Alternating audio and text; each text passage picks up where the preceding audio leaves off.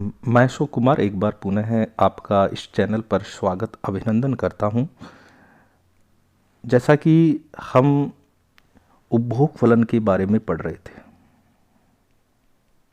Consumption function, और उपभोग फलन में जो हमने पहला जो परिकल्पना हाइपोथेसिस पढ़ी है वो है निरपेक्ष income hypothesis, absolute income hypothesis, उसको पढ़ा था। जस्ट इसके बाद में आता है ये आज का ये सापेक्ष आय परिकल्पना, रिलेटिव इनकम हाइपोथेसिस। निरपेक्ष आय परिकल्पना कहीं ना कहीं हमने देखा कि केन्ज का जो मनोवैज्ञानिक नियम है, जो साइकोलॉजिकल लॉ है, उस पर आधारित था और उससे जुड़ी हुई तमाम बातों को पिछले वीडियो के अंतर्गत पढ़ा है। आज ये जो सापेक्ष आय परिकल्पना हम पढ़ने जा रहे हैं, आखिरकार निरपेक्ष एब्सोल्यूट इनकम हाइपोथेसिस में इसका क्या अंतर है और इसके अंदर जो जेम्स ड्यूजनबरी है उन्होंने क्या अंतर स्पष्ट किया है, क्या महत्वपूर्ण बातें उपभोग फलन को लेकर बात की है। साथियों, एग्जाम के अंतर्गत क्रम भी पूछा जाता है, तो जस्ट निरपेक्ष के बाद में दूसरा क्रम है आने वाली जो हाइपोथेसिस है वो है सापेक्ष आय परिकल्पना। तो क्रम भी आपको ध्यान में रखना है। मैंने इसका एक ट्रिक बनाया है, नी का निरपेक्ष, सा का सापेक्ष। आप अपने अकॉर्डिंग कोई भी अंतर रख सकते हो। साथियों, इस वीडियो के अंतर्गत हम ये देखेंगे कि जेम्स ड्यूजनबरी के द्वारा आखिरकार रिलेटिव इनकम हाइपोथेसिस में क्या अंतर किया गया है। साथियों, यहाँ आप देख पा रहे हो आपके स्क्रीन पर, मैंने यहाँ इस वीडियो में एक नवाचार किया है। चूँकि मैं जानता हूँ कि कुछ साथी हिंदी माध्यम के हैं, कुछ अंग्रेजी माध्यम के हैं, तो मैंने दोनों पार्ट किए हैं, एक तरफ हिंदी माध्यम और एक अंग्रेजी माध्यम, क्योंकि एग्ज़ाम में कई बार ऐसी स्थिति उत्पन्न हो जाती है कि कई बार हिंदी माध्यम का कोई ऐसा वर्ड है वो नहीं समझ में आता, तो इंग्लिश का यूज़ साथ साथ है। तो यहाँ आप, चूँकि साथियों मैं आपको बताना चाहूँगा, मैं भी एक हिंदी माध्यम का विद्यार्थी हूँ, इसलिए थोड़ा सा मैंने यहाँ हिंदी माध्यम का ज़्यादा, दोनों को लेकर यहाँ बात की गई है। तो ये नवाचार है, आपको कैसा लगा उसके बारे में आप। चलते हैं सापेक्ष आय परिकल्पना के अंतर्गत। चूँकि ये 1949 में जेम्स ड्यूजनबरी के द्वारा दिया गया है, तो यहाँ आप ध्यान में रखिए, निरपेक्ष एब्सोल्यूट के ठीक बाद का जो उपभोग सिद्धांत है, जो हाइपोथेसिस है वो है। तो थोड़ा सा क्रम को आपको ध्यान में रखिएगा। ये जो सापेक्ष आय परिकल्पना है वो केन्ज के उपभोग सिद्धांत की दो आधारभूत मान्यताओं को अस्वीकार करता है, रिजेक्शन करता है। ये इसका इधर इंग्लिश मीडियम माध्यम है, तो यहाँ आप पढ़ना चाहते हो तो इस तरफ भी आप जा सकते हो। ये जो दो बेसिक जो अजम्पशन थी केन्ज की, उनका रिजेक्शन करता है और उन्हीं पर कहीं ना कहीं ये जो रिलेटिव इनकम हाइपोथेसिस है संपूर्ण उसी पर आधारित है। ठीक है, इसमें उन बिंदुओं को हम बड़े सारगर्भित तरीके से पढ़ेंगे। तो वो दो अजम्पशन कौन सी थी? तो पहली थी, आप ये ध्यान में रखना, प्रत्येक व्यक्ति का उपभोग व्यवहार स्वतंत्र नहीं है, अपितु प्रत्येक अन्य व्यक्ति के व्यवहार पर निर्भर होता है, इंडिपेंडेंट। यानी यहाँ ड्यूजनबरी का कहना है कि व्यक्ति का जो उपभोग का व्यवहार है, कंजप्शन बिहेवियर है, वो इंडिपेंडेंट नहीं है, अर्थात उनका एक दूसरे के प्रति एवरी अदर पर्सन, मतलब उनका जो बिहेवियर है वो डिपेंडेंट रहता है, एक दूसरे से प्रभावित होता है, ये कह रहा है। जबकि केन्ज का मानना था, चूंकि मैंने पिछले वीडियो के अंतर्गत ये आपको स्पष्ट किया था कि उनका मानना था कि ये जो व्यवहार है, उनका बिहेवियर है कंजप्शन का, वो एक दूसरे के क्या है, इंडिपेंडेंट है, स्वतंत्र है। परंतु यहाँ उसकी आलोचना की, और किन आधार पर की, किन बिंदुओं को लेकर की, उनको भी हम वीडियो के अंतर्गत समझेंगे। लेकिन यहाँ पहला जो वो रिजेक्शन करता है वो पहली ये वाली है। दूसरा ये कहता है कि उपभोग संबंध समय में अपरिवर्तनीय है, रिवर्सिबल है। यानी कहने का मतलब क्या था कि केन्ज ने माना कि रिवर्सिबल है और ये इरिवर्सिबल बताता है। कौन? सापेक्ष आय परिकल्पना। ठीक है, चूंकि मैं आपको बताऊं कि केन्ज ने क्या किया कि इस प्रकार से एक उपभोग फलन दिया, ये वाला ऐसे। वो क्या कहता है कि आय बढ़ रही है, उपभोग भी बढ़ रहा है, ठीक है। लेकिन ये केंज ने बात की थी कि आय की अपेक्षा उपभोग में जो ग्रोथ हो रही है, इंक्रीज हो रहा है, वो इनकम की अपेक्षा जो ग्रोथ रेट है वो कम है।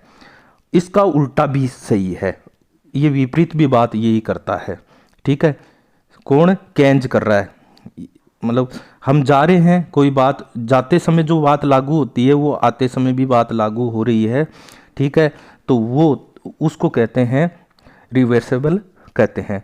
परंतु यहाँ सापेक्ष आय परिकल्पना जेम्स ट्यूजनबरी के अनुसार क्या होता है कि जाने का तरीका कोई और हो सकता है, आने का जो बात है वो कोई और हो सकती है, ठीक है। जैसे कोई लड़का घर पे भी सही है, स्कूल में भी सही है, परंतु यहाँ सापेक्ष आय परिकल्पना ये कह रहता है कि इरिवर्सिबल है, अपरिवर्तनीय है उपभोग संबंध समय में, ठीक है। तो ये दो जो बिल्कुल महत्वपूर्ण अजम्पशन थी उनको लेकर ये बात का खंडन कर रहा है।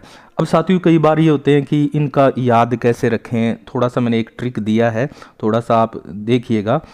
इस सा से और डू से मैंने बना दिया साडू, ठीक है ना। साडू आप जानते हैं कि एक ही घर में दो बहनों के साथ ये एक व्यक्ति ये है और एक व्यक्ति ये है, ठीक है।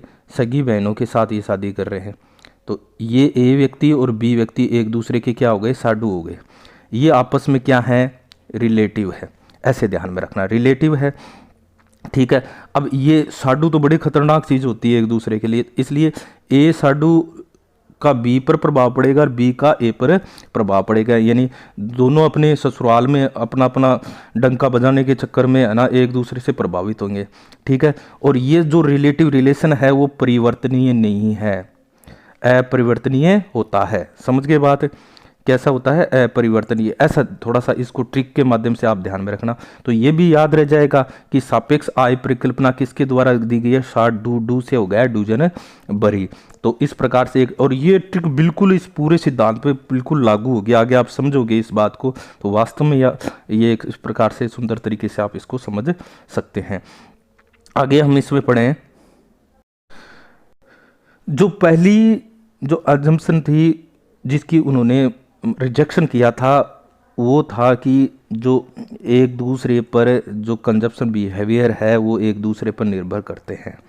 तो उस उन्होंने अपने सिद्धांत की जो पहली उस मान्यता का रिजेक्शन किया वो इस पर आधारित थी, सामाजिक प्रकृति की मान्यता, सोशल नेचर की जो मान्यता है उसके आधार पर इसकी उन्होंने खंडन किया था, रिजेक्शन किया था। उनका मानना क्या है? किसका? ड्यूजनबरी का, अपने रिलेटिव इनकम हाइपोथेसिस के। उनके अनुसार क्या है कि उपभोग ढांचे की सामाजिक प्रकृति, सोशल नेचर से तात्पर्य है कि मानव की प्रवृत्ति केवल अपने धनी पड़ोसियों के स्तर तक पहुंचने की नहीं अपितु उनसे आगे बढ़ जाने की होती है। मैंने साडू का उदाहरण दिया कि एक साडू केवल उसके बराबर का नहीं रहना चाहता अपने ससुराल में, उससे भी आगे जाने की कोशिश करता है, ठीक है। तो यहाँ मैं एक एग्जाम्पल दे रहा हूँ, वैसे ये ध्यान में रखने का। ठीक उसी प्रकार क्या था, एक नेबर दूसरे पड़ोसी से के बराबर नहीं, उससे आगे जाना। दूसरे शब्दों में हम देखें, प्रवृत्ति ये होती है कि निरंतर ऊंचे उपभोग स्तर की ओर बढ़ा जाए और अपने धनी पड़ोसियों तथा साथियों के उपभोग ढांचे से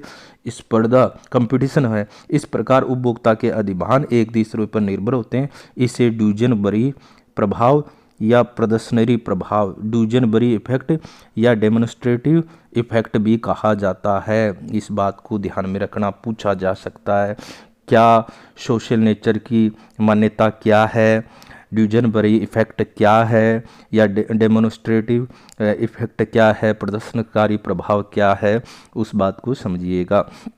तो ऊपर हमने पहली जो अजम्पशन की थी उसकी उस बात का रिजेक्शन वो इस सोशल नेचर की जो मान्यता है, अजम्पशन है, उसके आधार पर उसने किया है। तो बिल्कुल सही बात है, कहीं इसमें कोई आप ऐसी, मेरे को तो नहीं लगता है कि कहीं ऐसी दिक्कत आए। आगे हम इसमें देखें, परंतु किन्हीं समुदायों में लोगों की सापेक्ष आय के अंतर, सापेक्ष रिलेटिव इनकम आय के अंतर भी उपभोग खर्चों को निर्धारित करते हैं। यहाँ एक बात हाँ मान लिया गया कि एक दूसरे पर निर्भर हैं, एक दूसरे के बिहेवियर को प्रभावित करते हैं, लेकिन सापेक्ष आय के अंतर भी इसको निर्धारित कर सकता है। किसी धनी व्यक्ति का, जो अमीर रिच पर्सन है, उसकी एपीसी अपेक्षाकृत कम होगी। एपीसी का मतलब क्या है? एपीसी का मतलब है C/Y, ठीक है। और एक रिच पर्सन की क्यों होती है? क्योंकि उसकी इनकम क्या होती है? ज़्यादा, और ऊपर वाला मान क्या है? कम, यानी इनकम की अपेक्षा उसका कंजप्शन है वो क्या होता है? कम होता है। इसलिए आप देखो कि नीचे वाला मान अगर डिवाइड जिस संख्या से कर रहे हो वो बड़ा है, तो निश्चित रूप से ये जो अनुपात आ रहा है, रेशो आ रहा है, वो क्या आएगा? कम आएगा, ठीक है। तो यहाँ हमने देखा कि कम होती है क्योंकि उसे अपने उपभोग ढांचे, उपभोग है ये कंजप्शन, ढांचे को बनाए रखने के लिए अपनी आय के थोड़े भाग की जरूरत होती है, थोड़ा सा। दूसरी ओर हम एक गरीब व्यक्ति की बात करें, ठीक है, एक पुअर पर्सन की बात करें, तो उसकी एपीसी अधिक होगी क्योंकि उसका कंजप्शन अधिक हो, क्योंकि वह अपने पड़ोसियों तथा साथियों के उपभोग स्टैंडर्ड तक पहुंचने का प्रयत्न करता है। इससे दीर्घकालीन एपीसी की स्थिरता स्पष्ट होती है, ठीक है। अब यहाँ एपीसी क्या होता है? अधिक, वहाँ एपीसी क्या होगा? कम। तो इसलिए जो लॉन्ग टर्म में होगा वो एपीसी धीरे धीरे क्या हो कि कांस्टेंट होने की स्थिति, बैलेंस होने की स्थिति पर आएगी, क्योंकि कुल मिलाकर कम एपीसी किसकी? रिच पर्सन की, और अधिक एपीसी एक प्रकार से बैलेंस को निर्धारित करेगी। इस प्रकार यदि किसी देश में आयों का एब्सोल्यूट निरपेक्ष आकार भी बढ़ जाए तो भी समस्त अर्थव्यवस्था की एपीसी आय के उच्चतम निरपेक्ष स्तर पर क्या हो जाएगी? कांस्टेंट हो जाएगी, बराबर हो जाएगी। कहने का मतलब एक तरफ हायर है, एक तरफ लोअर है एपीसी। तो लॉन्ग रन में जाकर ये दोनों में एक तरह से एक बैलेंस स्थापित होगा। These even if the absolute size of the income increases in a country, the APC of the entry economic will remain stable at the higher absolute level of income, ठीक है। तो ये कह रहा है कि आपका रिलेटिव इनकम है वो भी जो कंजप्शन है, कंजप्शन एक्सपेंडिचर है, उसको निर्धारित करता है।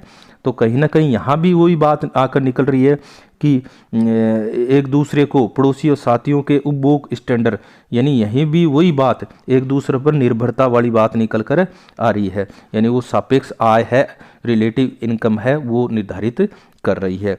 तो इस प्रकार जो पहली एजम्पशन थी कि उन्होंने माना कि केंज ने माना था कि एक दूसरे पर निर्भर नहीं होता, परंतु यहाँ जो ड्यूजनबरी है उन्होंने माना कि एक दूसरे की पर जो कंजप्शन बिहेवियर है वो प्रभावित करता है। आगे हम देखें इसमें दूसरी जो रिजेक्शन की गई थी ड्यूजनबरी के द्वारा, उसने ये माना कि केंज ने ये माना था कि जो कंजप्शन रिलेशन है वो रिवर्सिबल है ना, लेकिन यहाँ इरिवर्सिबल है, अपरिवर्तनीय माना। उस अपरिवर्तनीयता को किस प्रकार से उसने खंडन किया, रिजेक्शन किया, वो देखेंगे। तो यहाँ उसने देखा आय की पिछली चोटी परिकल्पना, एक हाइपोथेसिस दी उसने, past peak of income hypothesis, ठीक है। अब उपभोग फलन में अल्पकालीन उतार चढ़ाव की व्याख्या करती है, एक्सप्लेन शॉर्ट टर्म, ठीक है, कंजप्शन फंक्शन ऑफ। तो और केंज की इस मान्यता का खंडन करती है, रिजेक्शन करती है कि उपभोग संबंध परिवर्तनीय है। इस परिकल्पना की स्थापना समृद्धि के अवधि के दौरान उपभोग बढ़ेगा और धीरे धीरे अपने आप को अधिक ऊंचे स्तर पर समायोजित कर लेगा। जब एक बार लोग आय के एक विशेष उच्चतम स्तर पर पहुंच जाते हैं और इस जीवन स्तर के आदी हो जाते हैं, हैबिट हो जाती है, तो मंदी के दौरान भी वे अपने उपभोग ढांचों को छोड़कर तैयार नहीं होते हैं।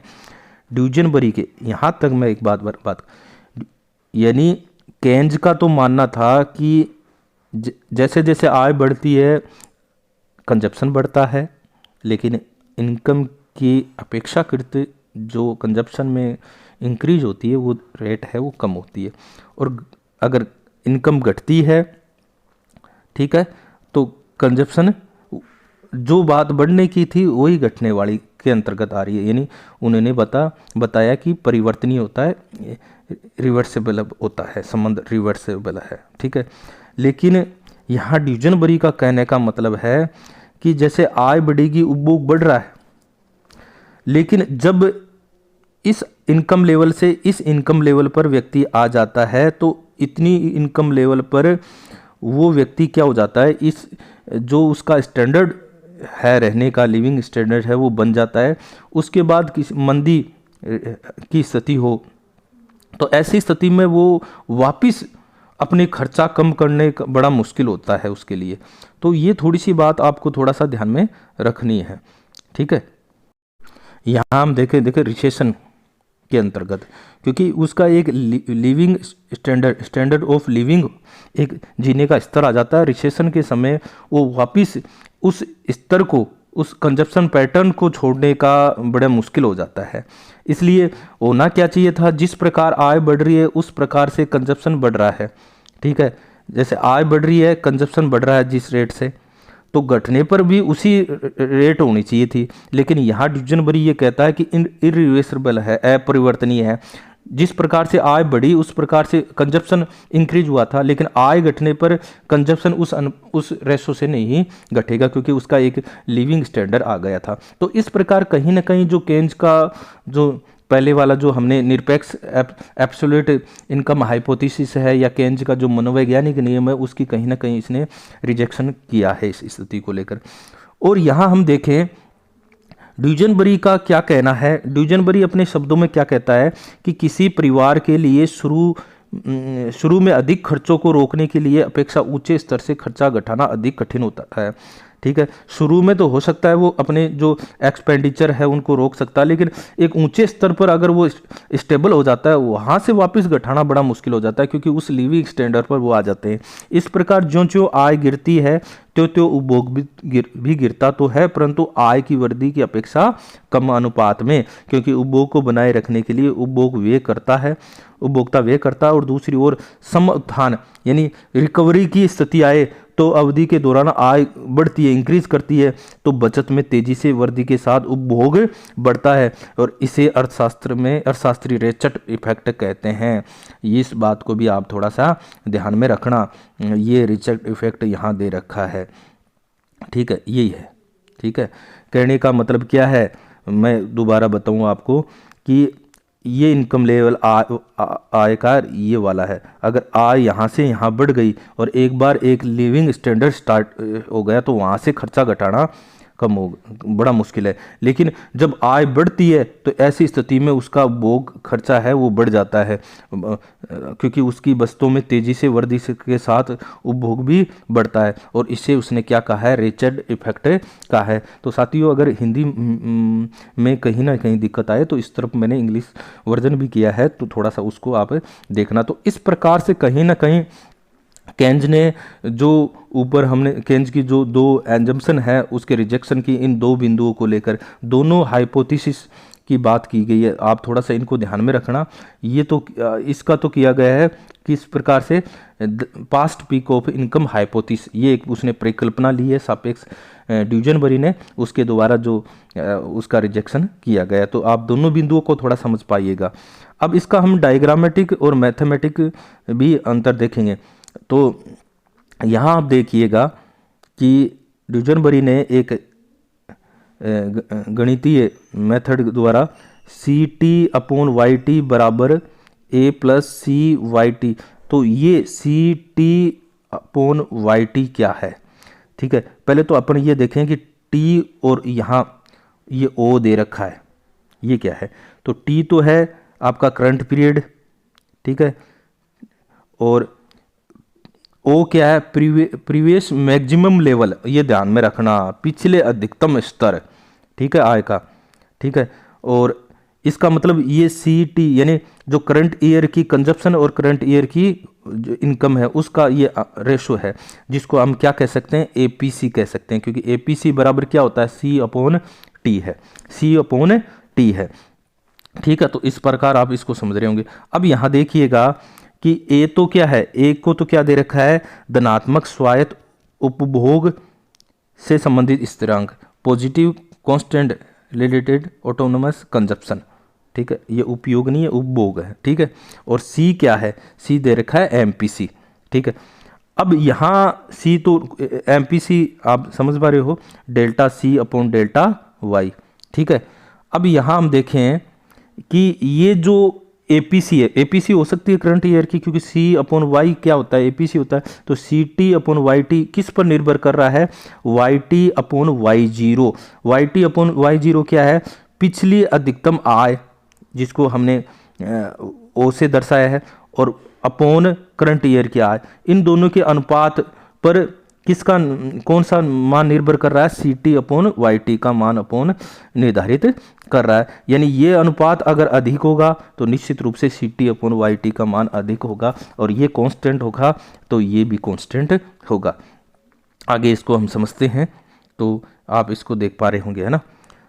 अब यहाँ हम देखें, इस समीकरण में हमने देखा कि जो उपभोग आय अनुपात है, कंजप्शन इनकम रेशो है, वो एपीसी है, जो किसका फलन माना है, फंक्शन किसका माना है, Y T upon Y zero का, ठीक है। अर्थात पिछली अधिकतम आय से चालू आय का अनुपात, ये थोड़ा सा ध्यान में रखना, ये ठीक है, ये यहाँ से भी प्रश्न पूछता है। यदि यह अनुपात स्थिर रहता है, कौन सा, ये वाला अनुपात Y T upon Y zero, जैसा कि स्थिरता से बढ़ती हुई आय की अवधि में होता है, तो चालू उपभोग आय अनुपात है ना स्थिर रहता है, तो वो जो आपका है Y T upon C T upon Y T, ये भी क्या रहेगा, कांस्टेंट रहेगा। और मंदी के दौरान जब चालू आय वाई टी पिछली अधिकतम आय स्तर से नीचे गिरती है, यानी ये वाला मान गिर जाता है, तो चालू उपभोग आय अनुपात C T upon Y T क्या हो जाएगा, बढ़ जाएगा, ठीक है, ये बढ़ेगा। उल्टा संबंध इसका आप ध्यान में रखना, ठीक है ना,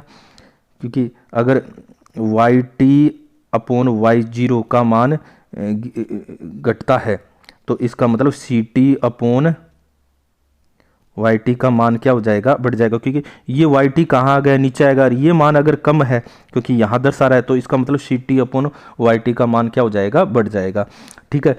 तो ये इसका एक गणितीय मेथड, यहाँ ये पिछली अधिकतम आय से चालू आय का अनुपात, ये थोड़ा सा ध्यान में रखना आपको पड़ेगा।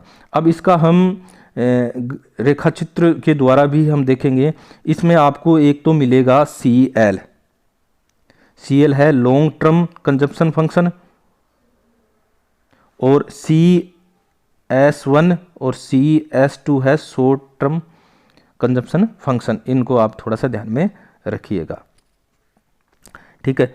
अब यहाँ आप देखोगे कि ये OY1 इनकम है, ये Y1, तो इस इनकम पर आप देखोगे कि यहाँ E1 बिंदु पर, तो इसका कंजप्शन क्या हो गया, EY1 हो गया, ठीक है।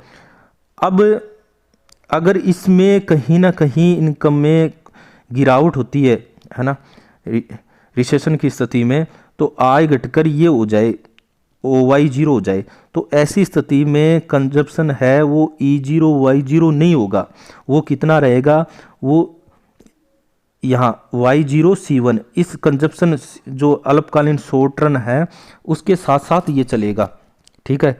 तो यहाँ होना क्या चाहिए था, केंज क्या कह रहा था, वापिस इसी पर, लेकिन यहाँ डिवीजन बरी के अनुसार क्या होगा, ये इस C1 बिंदु पर, यानी C1 Y0, क्यों, क्योंकि अभी हमने पढ़ा, क्योंकि उनका एक लिविंग स्टैंडर्ड आ जाता है, एक रहने का तौर तरीका आ जाता है, और वहाँ से अगर इनकम घट रही है तो ऐसी स्थिति में वो उतनी स्तर पर घटाना मुश्किल हो जाएगा, ठीक है। और अगर वृद्धि होती है तो ऐसी स्थिति में आय यहाँ से यहाँ हो गई तो सीधा जाएगा वो, और कहाँ स्थापित हो गया E2 पर, तो उसका कंजप्शन कितना हो जाएगा, E2 से Y2 हो जाएगा, ठीक है। और अगर घटने की स्थिति में वापस ऐसा E2 से E1 पर नहीं आएगा, E2 से कहाँ आएगा, C2 पर आएगा। तो इसका मतलब ये हो गया कि अगर वृद्धि हो रही है तो वो कंजप्शन में उसके अनुसार वृद्धि होगी, लेकिन इनकम घट रही है तो ऐसी स्थिति में इनकम की अपेक्षा कंजप्शन में कमी होगी, क्यों? क्योंकि उसका एक लिविंग स्टैंडर्ड स्थापित हो रहा है। तो यहाँ आप देख रहे हो कि CS1 से CS2 पर जा रहा है। तो ये कैसा बता रहा है? यहाँ आप देखोगे क्योंकि इस बिंदु पर भी APC इक्वल्स टू MPC बराबर होगी, क्योंकि हमने पिछले वीडियो में पढ़ा था। और E2 बिंदु पर भी क्या होगी? APC बराबर MPC बराबर होगी, दोनों बराबर होगा। इसका मतलब ये क्या बता रहा है? आनुपातिकता को बता रहा है, प्रोपोर्शनल को बता रहा है, जिसकी हमने पूर्व में जो पिछला वीडियो था एब्सोल्यूट इनकम हाइपोथेसिस, उस पर हमने चर्चा की थी। तो यहाँ इसका स्पष्टीकरण आप देख रहे हो कि OY1 पर अधिकतम स्तर पर है, ये OY1 हो गया, जहाँ उपभोग E1Y1 है, E1Y1 है। अब आय गिरकर नीचे हो जाए OY0 हो जाती है, क्योंकि लोग OY1 स्तर पर जीवन स्तर के उनकी हैबिट हो जाती है, इसलिए वे अपने उपभोग को घटाकर E0Y0 स्तर पर नहीं लाएंगे, बल्कि अपने चालू बस्ते घटाकर अपने उपभोग में यथासंभव न्यूनतम कमी करेंगे। इस प्रकार वे CS1 वक्र पर पीछे की ओर जाते हैं। वो ये C1 बिंदु पर, ये रहा C1 बिंदु पर पहुंचेंगे और उपभोग की C1Y0 स्तर पर रहेंगे। जब सम उत्थान की रिकवरी की अवधि होती है तो आय बढ़कर पिछले आय के अधिकतम स्तर OY1 पर पहुंच जाएगी, यानी वापस वृद्धि होगी तो वापस OY1 पर आ जाएगी। परंतु उपभोग CS1 वक्र के साथ साथ धीरे धीरे C1 से E1 पर पहुंच जाता है। C1 से कहाँ पहुंच जाएगा? E1 पर पहुंच जाएगा।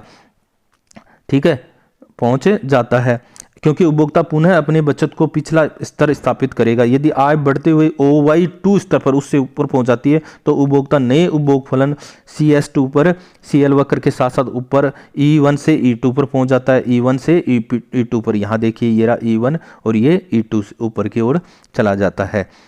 ठीक है, यदि आय के OY2 स्तर पर एक बार फिर मंदी आएगी, रिसेशन आता है, तो उपभोग गिरकर उपभोग फलन के CS2 के साथ C2 बिंदु की ओर जाएगा। CS2 के साथ ये देखो इधर जाएगा, CS2 जो अल्पकालीन है शॉर्ट टर्म, उसके साथ C2 पर जाएगा। ठीक है, C2 के फिर मंदी आ जाती तो उपभोग गिरकर उपभोग फलन के CS2 के साथ C2 बिंदु की ओर जाएगा और आय गिरकर OYN स्तर पर आ जाती है। परंतु दीर्घकाल में लॉन्ग टर्म में सम उत्थान के दौरान उपभोग फिर दीर्घकालीन उपभोग फलन के साथ CL के साथ साथ बढ़ेगा, और जब तक वह अल्पकालीन उपभोग फलन CS2 पर नहीं पहुंचाता है। इसका कारण यह है कि आय अपने वर्तमान स्तर OYN से आगे बढ़ती है तो दीर्घकाल में उपभोग आय अनुपात APC स्थिर हो जाता है और अल्पकालिक उपभोग फलन ऊपर की ओर सरककर CS1 से CS2 पर चला जाएगा। परंतु उपभोक्ता दीर्घकालीन उपभोग फलन CL पर E1 से E2 तक जाते हैं। परंतु जब आय गिरती है तो उपभोक्ता CS2 वक्र पर पीछे की ओर E2 से C2 तक जाते हैं। ये क्या कहलाएगा? रेचेट इफेक्ट कहलाएगा। जब दीर्घकाल में आय बढ़ती है तो अल्पकालीन उपभोग फलन किड़किड़ाता हुआ ऊपर की ओर बढ़ता है, परंतु जब आय गिरती है तो नीचे की ओर सरककर पहले के। तो यहाँ वही बात अपरिवर्तनीय तब इरिवर्सिबल बताया था, उसका कारण यही है। दोबारा आप समझिएगा कि बढ़ रही है तो E से E2 पर जा रहा है या E0 से E1 पर जा रहा है, घट रही है तो E1 से E0 पर नहीं जाएगा, E1 से C1 पर जा रहा है, और यहाँ से घट रही है तो E2 से C2 पर जा रहा है। यही बात इसको समझाने का प्रयास किया जा रहा है। ठीक है, तो ये इस प्रकार से ये सापेक्ष आय परिकल्पना को देखा। इसकी कुछ हम यहाँ आलोचनाएं भी देखेंगे, इसकी कुछ क्रिटिसिज्म की भी किया गया है, उनको हम देखेंगे। तो यहाँ हम देखते हैं, इसमें पहली आलोचना इस आधार पर की गई है कि उन्होंने माना कि ड्यूजनबरी ने कि जो उपभोग में जो वृद्धि होती है वो प्रोपोर्शनल होती है, अनुपातिक होती है, लेकिन वास्तव में ये अनुपातिक नहीं होती है, क्योंकि ये non proportional increase in consumption. ठीक है, तो यहाँ अनुपातिक वृद्धि, क्योंकि सापेक्ष जो रिलेटिव इनकम हाइपोथेसिस है उनकी एजम्पशन थी कि आय, इनकम तथा कंजप्शन में जो वृद्धि होती है वो अनुपातिक होती है, परंतु पूर्ण रोजगार स्तर पर होने वाली आय की वृद्धि से उपभोग हमेशा अनुपातिक वृद्धियाँ नहीं होता है। ये इसकी एक आलोचना की गई है। दूसरी आलोचना ये की गई है कि उपभोग तथा आय में प्रत्यक्ष संबंध होता है, ये माना गया है। ठीक है, लेकिन यहाँ हम देखेंगे आलोचना ये होती है कि प्रत्यक्ष संबंध नहीं होता, no direct relation between consumption and income.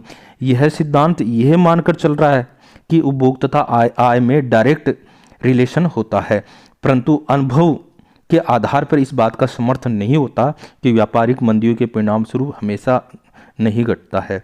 ठीक है। इसके कुछ एग्जाम्पल थे 1948 से 49 का, 1974 से 75 की जो कॉमर्शियल जो रिसेशन हुई थी, मंदी, उसके अनुसार उपभोग कम नहीं हुआ था कुछ अनुभव के आधार। तीसरी आलोचना ये करता है कि आय का वितरण जो डिस्ट्रीब्यूशन है वो अपरिवर्तनीय नहीं है, अपरिवर्तित नहीं है। ठीक है। इस आधार पर ये सिद्धांत इस मान्यता पर आधारित है कि समस्त जो आय के स्तर पर परिवर्तन होने पर आय का वितरण लगभग अपरिवर्तित होता है, चेंज नहीं होता है, अनचेंज्ड होता है। लेकिन वास्तव में ऐसा नहीं। यदि आय में वृद्धि होने के साथ साथ आय का अधिक समानता की दिशा में पुनर्वितरण होता है तो अपेक्षाकृत जो गरीब पुअर तो अपेक्षाकृत धनी रिच परिवारों के संबंधित सभी व्यक्तियों की एपीसी घटेगी। इस प्रकार जब आय बढ़ेगी तो उपभोग फलन ऊपर की ओर CS1 से CS2 पर नहीं जाएगा। इस आधार पर भी उन्होंने आलोचना की है। फिर उन्होंने किया है कि उपभोक्ता व्यवहार परिवर्तनीय, उपभोक्ता व्यवहार क्या है, परिवर्तनीय है, रिवर्सिबल कंज्यूमर बिहेवियर, इस आधार पर। ठीक है। तो इन्होंने बताया अपरिवर्तनीय, लेकिन ऐसा नहीं है। इसके लिए माइकल इवेंज के अनुसार उपभोक्ता व्यवहार पूर्ण रूप से अपरिवर्तनीय होने के बजाय कालपर्यंत धीरे धीरे क्या होता है, रिवर्सिबल होता है, परिवर्तनीय होता है। तब पिछले अधिकतम स्तर से जितना अधिक समय बिता जाएगा, पिछले अधिकतम आय स्तर का चालू उपभोग पर उतना ही प्रभाव पड़ेगा। तो इस प्रकार से कुछ ये आलोचनाएं की गई है।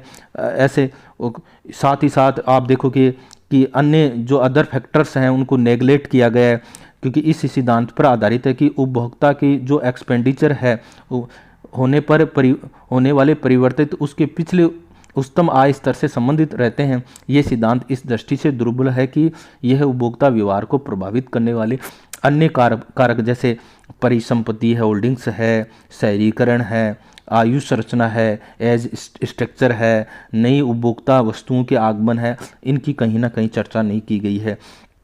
ठीक है। और उपभोक्ता अधिमान दूसरे पर निर्भर नहीं होते। यहाँ ये माना गया था कि consumer preference to not depended on others, अपना अपना अलग अलग होता है। तो इस प्रकार से कुछ ये आलोचना इसके अंदर की गई है। इनकी भी आलोचनाओं को आप थोड़ा सा देखिएगा। बाकी आप जो सापेक्ष जो डिजनबरी की जो है उसको थोड़ा सा मतलब विस्तृत रूप से आप समझने का प्रयास कीजिए। और मैंने एक वो ट्रिक साडू वाली दी थी, वो कहीं ना कहीं इस सिद्धांत पर फिट बैठती है। तो इस प्रकार से आज के लिए बस इतना ही।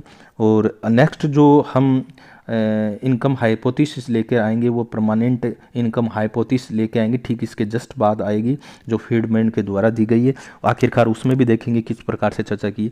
तो साथियों, मैंने यहाँ एक नवाचार एक किया था, एक इनोवेशन किया है। मैंने हिंदी और इंग्लिश दोनों को टाइपिंग करने का प्रयास किया है। फिर भी आपके जो सुझाव है वो मेरे लिए आमंत्रित है। और साथियों, आप इसको ज़्यादा से ज़्यादा शेयर कीजिए और अपने कमेंट्स ज़रूर दीजिएगा, क्योंकि इससे और अच्छा वीडियो बनाने का प्रयास मैं करूँगा और मुझे एक नई ऊर्जा प्राप्त होगी। आज के लिए बस इतना ही। धन्यवाद।